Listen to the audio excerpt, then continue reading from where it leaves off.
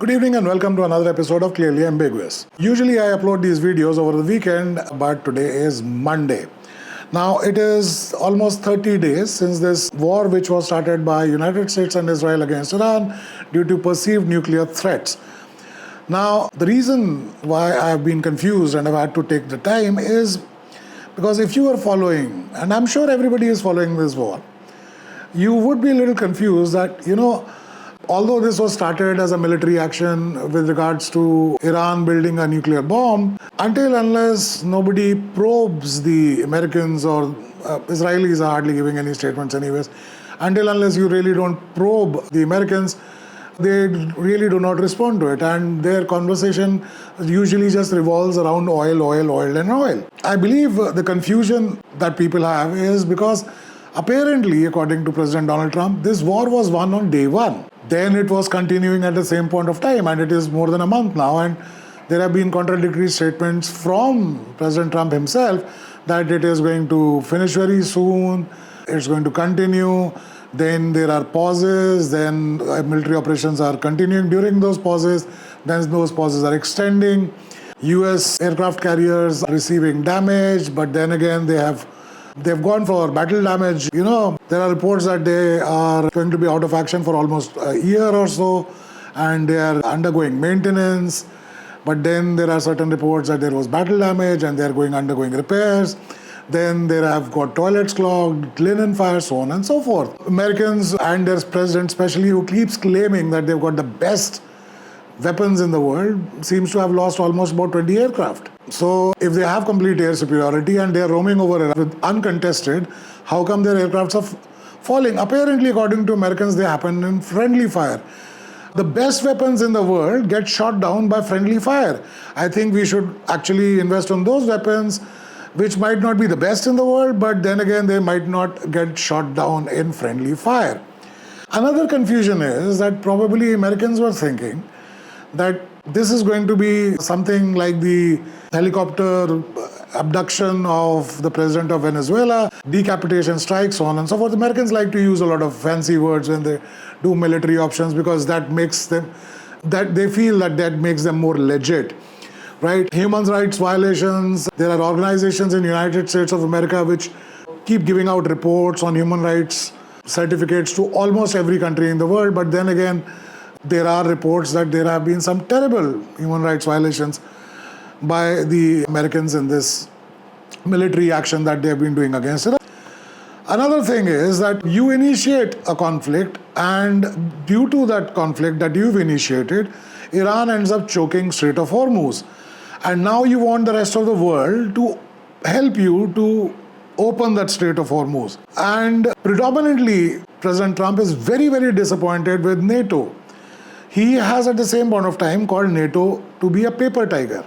Now, if it is a paper tiger, I think it is, just acting out its character. Paper tigers don't roar, so of course, you're not getting any naval support. They do not want to send their ships in harm's way, where you are pulling out your own aircraft carriers out of harm's way, right? So President Trump has his own logic, so he's the best. He's the best. They've got the best economy.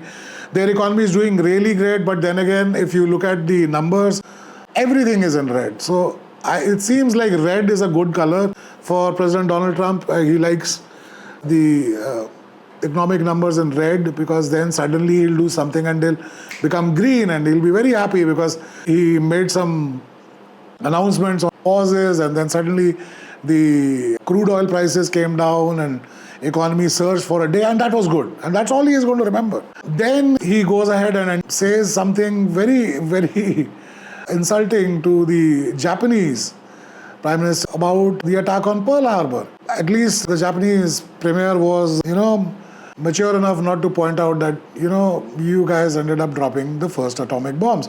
Actually, United States is the only country which possesses nuclear weapons and has used them against another country, whereas everybody else who possesses nuclear weapons possess them for their own deterrence, or unlike our neighbor who keeps threatening that they will even launch.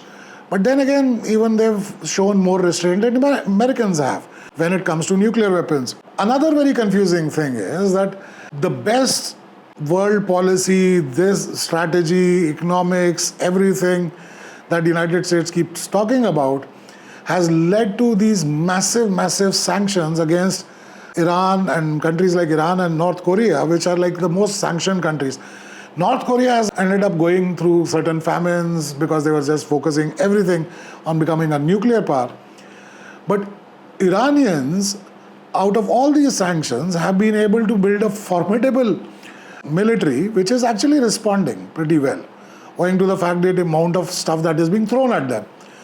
And you never hear reports out of the Iranians have a dissatisfaction with their regime, and they might probably rise up and change that regime. But at this point of time, if you look at it, there are no news of famine coming out of Iran.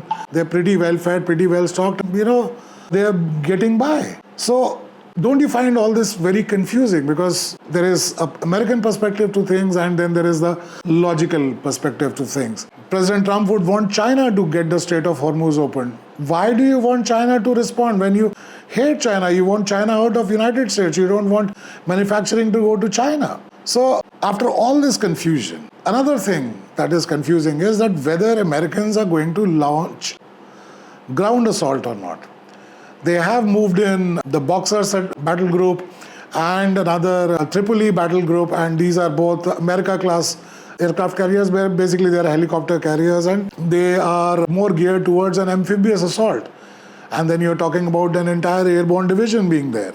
Why are these troops needed? Just for the optics. And what makes you so sure that this would be not as miscalculated as underestimating the missiles and the flying Iranian lawnmowers? In the past, we have seen world leaders come together in any sort of conflict that even if they're supporting the conflict, at least they end up giving out statements where they plead for peace. Well, a lot of them are doing that, but there are certain opportunistic world leaders because they were comedians in their past life, and they've suddenly realized, wow, I can sell my drone expertise.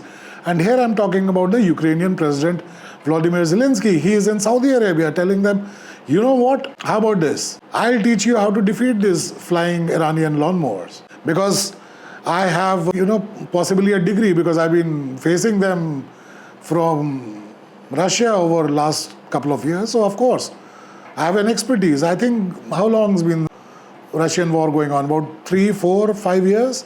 4 years, I guess? Yeah, good enough time to do a PhD. So I think that's what he's saying. That, his logic is, because I've been dealing with these drones for 5 years now, I probably have done a doctorate on that. I have a PhD on how to deal with these drones. All he's probably looking out for is the fact that he's not getting any money from United States. He's not getting any money from the Europeans, because he's probably holding their oil and gas, which is coming from Belarus, Russian oil and gas and Russian energy, which some countries are not allowed to buy, apparently. And now suddenly the West says that, okay, we'll give you waivers to buy. We were buying with or without your waivers. The world will and has realized the fact that this giant, which is basically on a self-destruct right now, is going to get weaker and weaker. And probably everybody needs to fend for themselves. Because the security guarantees that United States provided NATO are no longer there, or probably are going to change. Security guarantees with countries like Japan are going to change as well. With countries like South Korea is going to change as well. If United States does come out of this blazing of glory, then we will actually have a United States which would be far more arrogant than what it is today. And I believe everybody else in the world is thinking about that scenario as well. That how are we going to deal with the United States, which probably comes out on top after this and becomes even more blatant. Anyways, so all the confusion, we'd like to find a lot of clarity, but the ambiguity is, where is your next tank of gas going to come from? Is it going to be from Russia, Nigeria, Australia? Who knows? And how long is it going to take after everything finishes, even if they stop today? How long do you think is going to take to rebuild this entire infrastructure which is being blown up to Kingdom Come? Well, I believe they really don't care, do they? It's for you and I to think and you and I to ponder upon, but I'm sure the answers are clearly ambiguous. Thanks for watching. Bye for now.